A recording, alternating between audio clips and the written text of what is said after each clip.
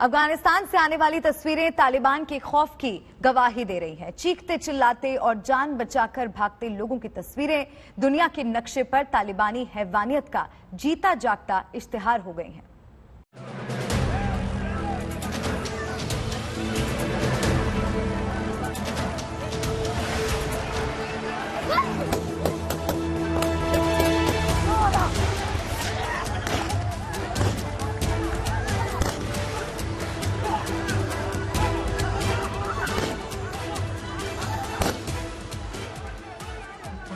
तो अफगानिस्तान में ऐसा कुछ नहीं हो रहा जिसकी आशंका नहीं थी।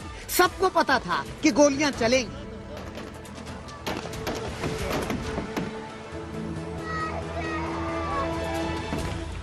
सबको पता था कि तालिबान हैवानियत दिखाएगा। सबको पता था कि तालिबान महिलाओं, बच्चों और बुजुर्गों पर ऐसे ही जुल्म करेगा। सबको पता था। मगर तस्वीरें अब आनी शुरू हुई हैं। तो देखिए, तालिबान ने काबुल में दर्द का दयार बना दिया है। तो देखिए, तालिबान के जुल्म की सच्चाई है। ये खौफ है, दहशत है, डर है, तकलीफ है, परेशानी है। छलनी हुआ है काबुल, छलनी है अफगानिस्तान। काबुल की सैकड़ों तस्वीरों के बीच ये तस्वीर सामने आई तो दिल धक से रह गया। इस कराह को महसूस कीजिए। पूरे काबुल एयरपोर्ट पर हजारों की तादाद में लोग जमा हैं और हर ओर बदहवासी और अफरा तफरी का आलम है। त्रासदी की इन तस्वीरों के बीच गोलियों की गूंज सुनाई दे रही है। इन तस्वीरों में साफ पता चलता है कि यहाँ मौजूद हर शख्स के सिर पर मौत मंडरा रही है। काबुल एयरपोर्ट पर जमा हुजूम बस इसी कोशिश में है कि किसी तरह अफगानिस्तान छोड़कर तालिबान के आतंक से खुद की जान बचाई जा सके। लेकिन यहाँ पर भी उनकी जिंदगी महफूज नहीं है। भीड़ को काबू करने के लिए गोलियां चलाई जा रही हैं और लोग किसी तरह अपनी जान बचाने की जंग लड़ रहे हैं। ऐसी बदहाली में हर किसी की किस्मत भी उनका साथ नहीं दे रही है। यही वजह है कि गोलीबारी के बीच काबुल एयरपोर्ट पर हुई भगदड़ में 7 लोगों को अपनी जान गंवानी पड़ी। बताया जा रहा है कि कुछ लोग काबुल एयरपोर्ट पर दाखिल होने की कोशिश कर रहे थे, लेकिन फायरिंग के बाद हुई भगदड़ ने 7 लोगों की जान ले ली। ब्रिटिश मिलिट्री की ओर से दावा किया गया कि भगदड़ इसलिए मची क्योंकि लोगों के दिलों में डर पैदा करने के लिए तालिबानी रह रहकर गोलियां चला रहे हैं, ताकि एयरपोर्ट की ओर आती भीड़ डरकर लौट जाए। बेदर्द तालिबानी किसी को भी नहीं बख्श रहे हैं। ना तो उन्हें महिलाओं की कोई फिक्र है और न ही मासूमों की परवाह। इसी अफरा तफरी के बीच शनिवार को काबुल एयरपोर्ट पर चली गोली ने एक बच्ची की जान ले ली थी। काबुल एयरपोर्ट की ओर लोगों के बढ़ते कदम से तालिबान तिलमिलाया हुआ है। यही वजह है कि शांति की दुहाई देने वाला तालिबान अब अपने असल रंग में आ गया है और लोगों पर गोलियों की बौछार करने से भी बाज नहीं आ रहा। ब्रिटिश सेना ने बयान जारी कर कहा है कि काबुल एयरपोर्ट के हालात बेहद खराब है। हम लोग किसी तरह स्थिति पर काबू पाने की कोशिश कर रहे हैं जिससे लोगों को सुरक्षित निकाला जा सके। दुनिया भर के देशों की कोशिश के बीच तालिबान किसी भी तरह से डर के साम्राज्य को कायम करने पर आमादा है। यही वजह है कि तालिबान ने अब काबुल एयरपोर्ट की सुरक्षा अपनी स्पेशल फोर्स बद्री 313 यूनिट को सौंप दी है। तालिबान की कोशिश यही है कि किसी भी तरह से अफगान में उसकी सत्ता कायम रहे और इसके लिए वो हथियार के साथ प्रोपेगेंडा का भी सहारा ले रहा है। पहले तालिबान की ओर से अशरफ गनी के भाई हशमत गनी के साथ आने की तस्वीरें जारी की गई और अब पूर्व मंत्री गुलागा के तालिबान में शामिल होने का दावा किया जा रहा है। इस बीच एक नया फलसफा छेड़ते हुए तालिबान ने क्रिकेट को समर्थन देने का वादा कर दिया है। तालिबान ने अजीजुल्लाह फजलिक को अफगान क्रिकेट बोर्ड का नया डायरेक्टर जनरल बनाया है। माना जा रहा है कि तालिबान की ये कोशिशें विरोध में खड़ी जनता को गुमराह करने के लिए की जा रही हैं। सोमवार को जातीय जनगणना की मांग करने वाले दलों का एक समूह प्रधानमंत्री नरेंद्र मोदी से मुलाकात करेगा। आश्चर्य की बात यह है कि सदन में सरकार कह चुकी है कि जातीय जनगणना की जरूरत नहीं है। इसके बावजूद इसके बिहार में बीजेपी के साथ सरकार बनाने वाले नीतीश कुमार और बिहार बीजेपी के मंत्री भी जातीय जनगणना की हिमायती बन रहे हैं।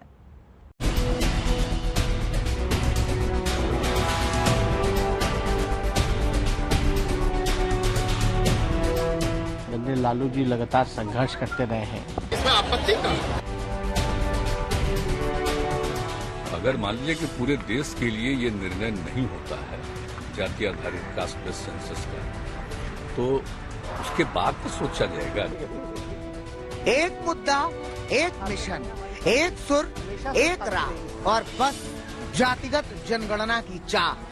हिंदुस्तान की सियासत में ऐसे संयोग कम ही नजर आते हैं जब सत्ता के धुर विरोधी किसी मुद्दे पर 7 कदम ताल करते नजर आए। लेकिन इस बार पिछड़े वर्ग के वोटों का ऐसा सियासी पेच फंसा है कि ना कोई ढील देने को तैयार है और ना कोई कटने का जोखिम उठा सकता है। यही वजह है कि सोमवार को जातिगत जनगणना के मुद्दे पर पीएम मोदी से मुलाकात के लिए जाने वाले बिहार के प्रतिनिधिमंडल में हर वो दल शामिल है जिनके दिल कभी नहीं मिले। इस प्रतिनिधिमंडल में नीतीश की पार्टी के नेता भी होंगे और बात बात में नीतीश को कोसने वाले तेजस्वी यादव भी होंगे।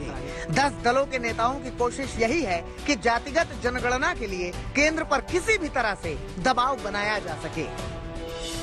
10 पार्टी के सब लोग जा रहे हैं, यहाँ के जितने लोग हैं, जो विधानसभा विधान परिषद में 10 पार्टियां हैं, उन्हीं 10 पार्टी के प्रतिनिधि सब जा रहे हैं। अभी तो हम लोग जा रहे हैं यही रिक्वेस्ट करने के लिए कि जातिगत जनगणना होनी चाहिए, तो उसी पर अपनी बात हम लोग रखेंगे। वो तो फिर केंद्र सरकार के ऊपर है क्या निर्णय लेंगे, तो लेकिन पहली बात तो यही कही। जातीय जनगणना पर बिहार के दल लामबंद हैं। सभी जानते हैं कि पिछड़े वर्ग के साथ आने का मतलब चुनावी जीत की गारंटी बन सकता है। ऐसे में हर कोई खुद को एक कदम आगे दिखाने की कोशिश कर रहा है। अगर मान लीजिए कि पूरे देश के लिए ये निर्णय नहीं होता है जाति आधारित कास्ट बेस्ड सेंसस का, तो उसके बाद तो सोचा जाएगा। जब यहाँ पर भी विचार है तो हम लोग उसको किस प्रकार से कर रहे हैं आपस में पूरी बातचीत करके कर सकते हैं, वो तो बात की चीज है। जातीय जनगणना को लेकर के जो हम लोगों की मांग रही है, आदरणीय लालू जी लगातार संघर्ष करते रहे हैं। बिहार विधानसभा में भी हमने जो प्रस्ताव रखा था कि भाई जातीय जनगणना जब 2 बारी जब पारित हो चुकी है तो इसको जो है सही मायने में उंगली जामा पहनाई जाए। तो इसके लिए हमने मुख्यमंत्री जी से भी हमने रिक्वेस्ट किया था कि भाई प्रधानमंत्री से भी अगर मिलना हो तो मिलने चला जाए। यहाँ तक कि बिहार बीजेपी के नेता भी केंद्र से अलग बयान में कह रहे हैं कि आखिर जातिगत जनगणना से दिक्कत किसे है। अगर ये आपत्ति होता तो प्रधानमंत्री बुलाते ही नहीं और इस पूरे प्रतिनिधिमंडल में भारतीय जनता पार्टी के माननीय प्रतिनिधि शामिल नहीं होते, इसमें आपत्ति कहाँ। हालांकि पिछड़े वर्ग वाली पॉलिटिक्स पर बिहार के नेताओं की जुगलबंदी कितनी कामयाब होगी ये कहना मुश्किल है, क्योंकि केंद्र संसद में साफ कर चुकी है कि जाति के आधार पर जनगणना की जरूरत नहीं है। बिहार में यह मुद्दा धीरे धीरे तूल पकड़ता जा रहा है, क्योंकि बिहार विधानसभा ने 2 बार जातीय जनगणना का प्रस्ताव पास किया। उसे केंद्र को भेजा भी गया, लेकिन हासिल कुछ नहीं हुआ। ऐसा नहीं है कि पिछड़े वर्ग को लेकर जारी पॉलिटिक्स सिर्फ बिहार तक सीमित है। बीते दिनों विपक्षी नेताओं के साथ बैठक में सोनिया गांधी ने कहा कि विपक्ष की एकजुटता के चलते केंद्र को ओबीसी बिल में संशोधन करना पड़ा। यूपीए सरकार के दौरान साल 2011 में सहयोगी दलों के दबाव में जातिगत जनगणना कराई गई, लेकिन इस रिपोर्ट में कमियां बताकर जारी नहीं किया गया इसे।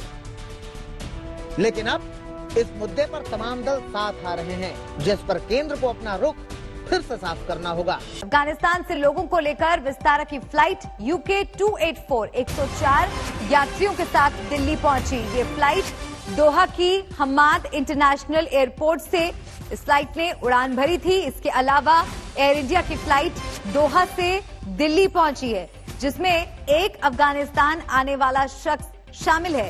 इसके अलावा इंडिगो और विस्तारा की फ्लाइट भी अफगानिस्तान में फंसे लोगों को भारत पहुंचने वाली है। कुल मिलाकर आज अफगानिस्तान में फंसे 146 लोग भारत पहुंचेंगे।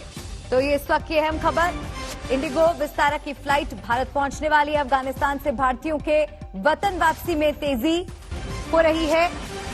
जो भारतीय वहां पर फंसे हुए थे उनको वतन वापस लेकर आने की कवायद तेज हो रही है। अफगानिस्तान में फंसे 146 लोग भारत पहुंचेंगे और इसी खबर से जुड़ी 3 तस्वीरें आपको दिखा रहे हैं। आज 146 भारतीय वापस लौट रहे हैं। कल 400 भारतीय भारत लौटे थे। ग्लोब मास्टर से लौटे 168 यात्रियों की वो तस्वीर भी आपको दिखा रहे हैं। तो लगातार भारतीयों को देश वापस लाने की कोशिश भारत सरकार की तरफ से हो रही है। 146 लोगों को आज भारत लेकर आया जाएगा। और दिल्ली एयरपोर्ट से मेरे सहयोगी मेरे साथ जुड़ रहे, सीधा उनका रुख कर लेते हैं। आज 146 लोगों को भारत लाया जाएगा इस वक्त, और क्या अपडेट है आपके पास? देखिए मलिका, मैं बता दूं कि अब तक जो अफगानिस्तान से हैं तकरीबन 3 फ्लाइट्स जो हैं वो अब तक पहुंच चुकी हैं, जिनमें तकरीबन 135 जो अफगानिस्तान से भारत आना चाहते थे लोग, क्योंकि वहां पे जो हालात हैं उसके चलते वो लोग वतन वापसी जो है उनकी हुई है। 135 लोग पहुंचे हैं, लेकिन अभी इंडिगो की जो एक फ्लाइट है 1702 उसका अभी पहुंचना बाकी है, वो अभी नहीं पहुंची है। उसमें तकरीबन 11 पैसेंजर्स और हैं, और लगातार ये लोग हिंदुस्तान में उनकी वतन वापसी जो है वो होती हुई दिखाई दे रही है, क्योंकि वहां पर जिस तरीके के हालात बने हुए हैं, लोग डर के साए में जी रहे हैं। कल भी जो तमाम लोग अफगानिस्तान से दोहा होते हुए हिंदुस्तान पहुंचे थे, उन्होंने आप बीती बताई थी कि किस तरीके से तालिबान वहां पर गोलियां जो है वो बरसा रहा है, लोग परेशान हैं, लोग डर के साए में जी रहे हैं। वो स्थिति वहां पर फिलहाल जो है वो बनी हुई है। ऐसे में ज्यादा से ज्यादा लोग जो हैं वो वतन वापसी की कवायद में जो है वो लगे हुए हैं। और अभी भी फिलहाल अगर कहा जाए तो एयरपोर्ट पर जितने भी लोग यहाँ पर पहुंचे हैं, क्योंकि 3 फ्लाइट्स अब तक पहुंच चुकी हैं, जिनमें तकरीबन 135 के आसपास पैसेंजर्स जो हैं वो पहुंचे हैं। उनका कोविड प्रोटोकॉल के तहत फिलहाल जितना भी प्रोटोकॉल है वो अपनाया जा रहा है, उनकी टेस्टिंग की जा रही है RT-PCR, उसके बाद उनका इमिग्रेशन होगा, उसके बाद ही उनको क्लियरेंस जो है वो मिलेगी। लगातार जो तमाम जो लोग यहाँ पर पहुँच रहे हैं वो दिल्ली के जो तमाम अधिकारी हैं एयरपोर्ट अथॉरिटी, उनकी नज़र के अंदर हैं, और उनसी पूरी तरीके से जाँच पड़ताल करने के बाद ही उनको एयरपोर्ट से बाहर जो है वो भेजा जाएगा। जी सुशांत, अपने नागरिकों को बाहर निकालने के अपने प्रयासों में भारत सरकार लगातार तेजी ला रही है। कल भी 392 लोगों को लाया गया था, तो क्या लग रहा है कितने बजे तक फ्लाइट लैंड करेगी? और कुछ परिजन भी वहां पर क्या एयरपोर्ट के बाहर आपको मिल पाए हैं, किसी से आप बातचीत कर पाए हैं? क्योंकि यकीनन हालात वहां पर बहुत चिंताजनक बने हुए हैं। देखिए मलिका, फिलहाल अभी जो प्रोटोकॉल है उसको अपनाया जा रहा है, क्योंकि इसमें तकरीबन 6 से 7 घंटे का प्रोसेस होता है, और फिलहाल उनको अंदर ही रखा गया है। लेकिन जो भी पैसेंजर्स हैं, कल जिस तरीके से 392 लोग आए थे, उन्होंने बताया था कि काबुल में क्या परिस्थिति है, और भारत सरकार का लगातार ये लोग जो है वो धन्यवाद कर रहे हैं। कल जिस तरीके से काबुल के जो सांसद हैं उन्होंने भी भारत सरकार का धन्यवाद किया था, उन्होंने वीडियो रिलीज किया था जब वहाँ से वो काबुल से चले थे, और उसके बाद जब हिंदुस्तान पहुंचे थे C-17 के जरिए, तो वो रो पड़े थे, उनकी आंखें नम थी। यानी कि जो हालात हैं, उन्होंने साफ तौर पर कहा कि 20 साल जो है वो हम पीछे चले गए। ये परिस्थितियां जो हैं वो साफ तौर पर नजर आ रही हैं कि अफगानिस्तान के हालात किस तरीके से, और भारत सरकार लगातार जो लोग वहां पर फंसे हुए हैं उनको वतन वापसी की कवायद में यहाँ पर लगी हुई है। बिल्कुल सुशांत, आप नजर बनाए रखिएगा, अपडेट्स के लिए आपके पास लौटते रहेंगे। चलिए आगे बढ़ते, अगली खबर आपको दिखा दें। यूपी के पूर्व CM कल्याण सिंह को आज अंतिम विदाई दी जाएगी। अलीगढ़ से पार्थिव शरीर के साथ अंतिम यात्रा निकलेगी और बुलंदशहर के नरौरा में गंगा किनारे अंतिम संस्कार होगा। आखिरी यात्रा में रक्षा मंत्री राजनाथ सिंह, गृह मंत्री अमित शाह, यूपी की राज्यपाल आनंदीबेन पटेल, CM योगी आदित्यनाथ, MP के CM शिवराज सिंह चौहान शामिल होंगे।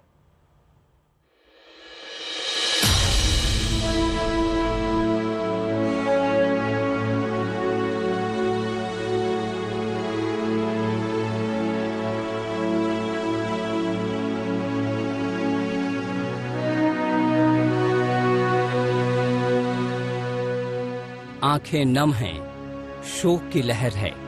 बीजेपी के कल्याण की विदाई की आज आखिरी बेला है। आज अनंत में विलीन हो जाएंगे राम मंदिर आंदोलन के नायक कल्याण सिंह।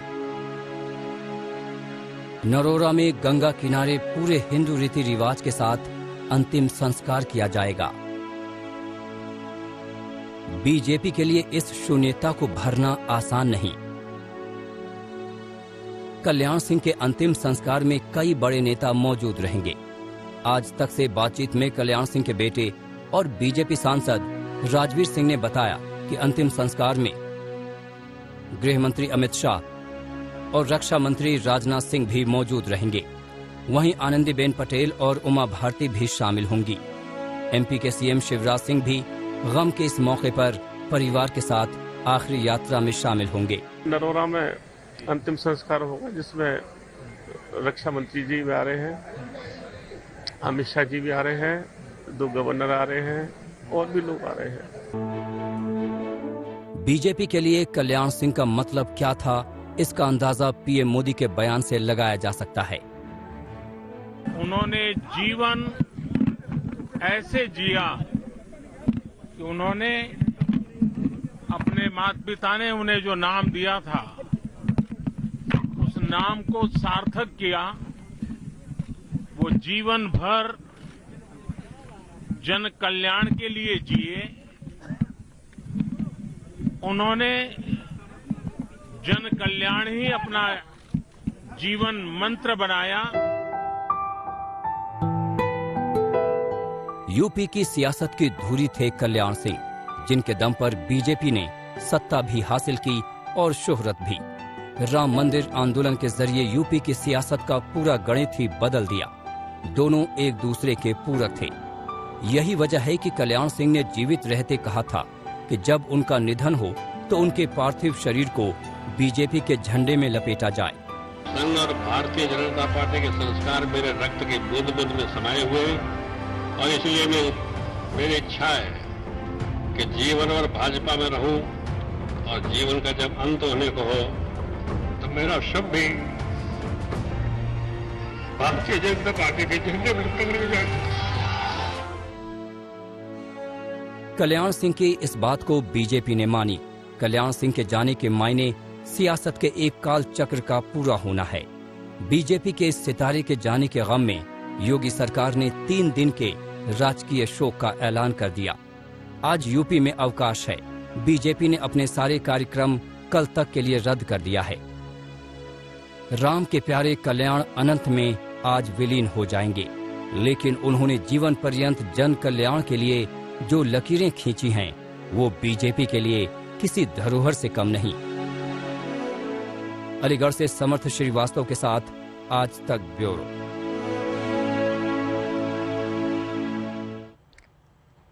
बीजेपी के कद्दावर नेता रहे कल्याण सिंह को श्रद्धांजलि देने वाले लगातार आते रहे। कल्याण सिंह का पार्थिव शरीर उनके गृहनगर अलीगढ़ लाया गया। इससे पहले लखनऊ में कल्याण सिंह के अंतिम दर्शन करने प्रधानमंत्री नरेंद्र मोदी और जेपी नड्डा जैसे नेता पहुंचे।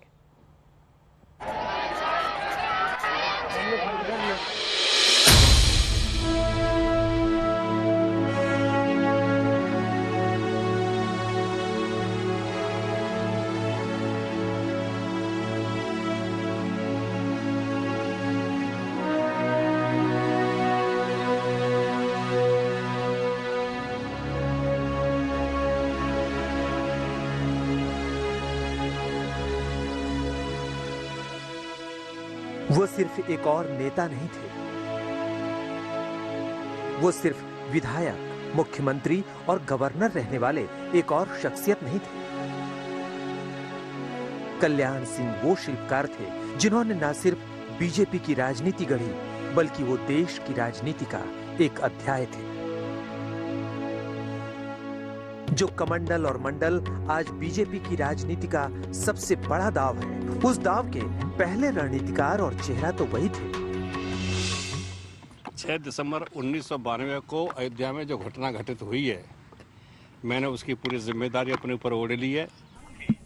मैं भगवान प्रभु श्री राम को उनके चरणों में प्रार्थना करता हूं कि प्रभु राम कल्याण सिंह जी को अपने चरणों में स्थान दे।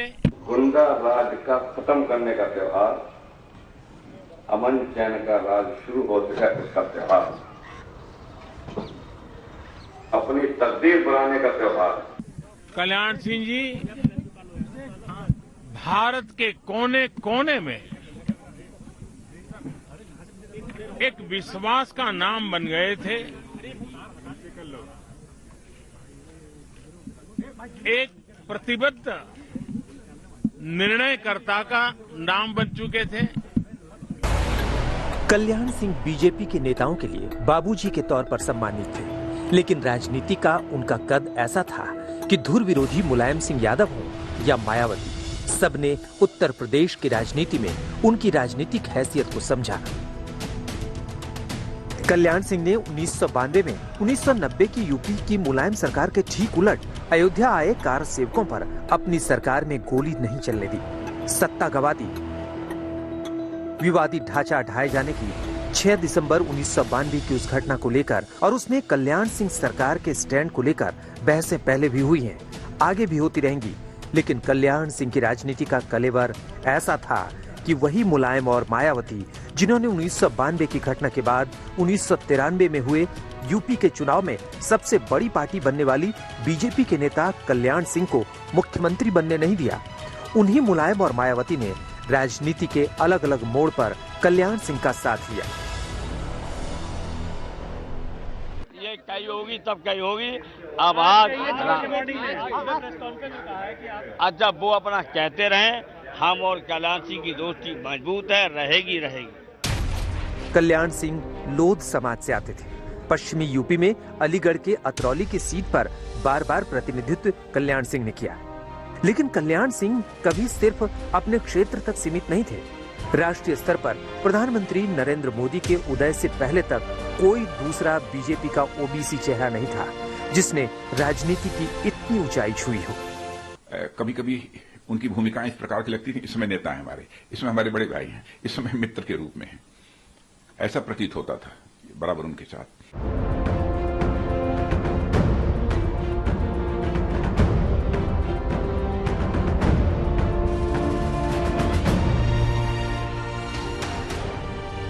कल्याण सिंह विनम्र थे, मिट्टी से जुड़े थे। वो एक ऐसे नेता थे जो अपने युग में उत्तर प्रदेश के हर जिले में कार्यकर्ताओं से सीधा जुड़ाव रखते थे। लेकिन उसी कल्याण सिंह में अक्कड़ मिजाजी भी थी। राजनीति को अपनी शर्तों पर जीने का साहस था। मान सम्मान स्वाभिमान की कीमत पर कभी कोई पद नहीं चाहूंगा। बड़े से बड़ा जोखिम मोल लेने में जरा भी हिचके नहीं। 1999 में जब पूर्व प्रधानमंत्री अटल बिहारी वाजपेयी अपने करियर के शिखर पर थे और गैर कांग्रेसी सरकार के प्रधानमंत्री के तौर पर अपना रुतबा कायम कर चुके थे, जो वाजपेयी नेहरू युग के युग वाली जनसंघ और फिर बीजेपी की राजनीति के शिखर पुरुष रहे थे, उस वाजपेयी से कल्याण सिंह की अनबन हो गई थी। कल्याण सिंह के लिए बीजेपी का रास्ता बंद हो गया। लेकिन 2004 में जब कल्याण सिंह बीजेपी में लौटे तो यूपी में बीजेपी बेहद कमजोर हो चुकी थी। 2009 में कल्याण सिंह अपनी पार्टी बनाकर बीजेपी से अलग हुए थे। उस दौर की राजनीति में उनके मिजाज से काम नहीं हुआ। प्रधानमंत्री श्री अटल बिहारी वाजपेयी आज बहुत ही चैन की नींद सोएंगे। 2013 में जब वो बीजेपी में दोबारा आए तो अब की बार पीछे की सारी दाही बिसार कर आए। और जीवन का जब अंत होने को हो तो मेरा शब्द भी भारतीय जनता पार्टी के झंडे में लटक जाए। कहते हैं कि 2014 के लोकसभा चुनाव में अमित शाह को उन्होंने ही ओबीसी की राजनीति का दांव चलने को कहा था और वही यूपी में बीजेपी का सबसे बड़ा अस्त्र बना। बीजेपी आज कल्याण सिंह के मंडल कमंडल फॉर्मूले को निचोड़ मानकर आगे बढ़ रही है और कल्याण सिंह अपनी मौत में भी बीजेपी के पथ प्रदर्शक की तरह नजर आ रहे हैं। आज तक ब्यूरो।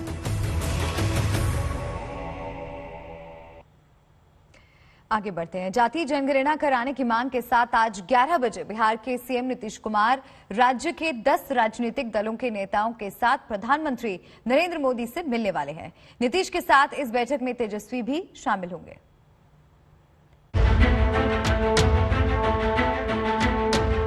जातीय जनगणना की बिहार के मुख्यमंत्री नीतीश कुमार की मांग प्रधानमंत्री नरेंद्र मोदी मानेंगे या नहीं, लाख टके का सवाल है। लेकिन जातीय जनगणना का उनका दांव जोर तो पकड़ ही चुका है। आज सुबह 11 बजे बिहार के नेता विपक्ष तेजस्वी यादव समेत 10 पार्टियों के नेताओं को लेकर नीतीश कुमार जातीय जनगणना के मुद्दे पर प्रधानमंत्री से मिलने वाले हैं। डेलीगेशन का लिस्ट भी भेज दिया था पहले भी और पुनः भी भेज दिया गया। सभी पार्टियों के 10 पार्टी के सब लोग जा रहे हैं। यहाँ के जितने लोग हैं, जो विधानसभा विधान परिषद में 10 पार्टियां हैं, उन्हीं 10 पार्टी के प्रतिनिधि सब जा रहे हैं। नहीं, अभी तो हम लोग जा रहे हैं यही रिक्वेस्ट करने के लिए कि जातिगत जनगणना होनी चाहिए, तो उसी पर अपनी बात हम लोग रखेंगे। वो तो फिर केंद्र सरकार के ऊपर है क्या निर्णय लेंगे। तो लेकिन पहली बात तो यही करनी। जातीय जनगणना को लेकर के जो हम लोगों की मांग रही है, आदरणीय लालू जी लगातार संघर्ष करते रहे हैं। बिहार विधानसभा में भी हमने जो प्रस्ताव रखा था कि भाई जातीय जनगणना जब 2 बारी जब पारित हो चुकी है तो इसको जो है सही मायने में उंगली जामा पहनाई जाए। तो इसके लिए हमने मुख्यमंत्री जी से भी हमने रिक्वेस्ट किया था कि भाई प्रधानमंत्री से भी अगर मिलना हो तो मिलने चला जाए। तो समय जो है प्रधानमंत्री जी के द्वारा मिल चुका है। अब की बार बिहार से जाति जनगणना के मुद्दे ने जो जोर पकड़ा तो एनडीए के भीतर के कई दल और लगभग सभी विपक्षी पार्टियां इसके पक्ष में सामने आ रही हैं। लेकिन असल दुविधा बीजेपी के सामने है। एक ओर केंद्र सरकार ने 2 बार संसद में जाति जनगणना से इनकार किया है, तो दूसरी ओर बिहार बीजेपी के तमाम नेता और बिहार से बाहर के बीजेपी के कई पिछड़े नेता इसके पक्ष में हैं।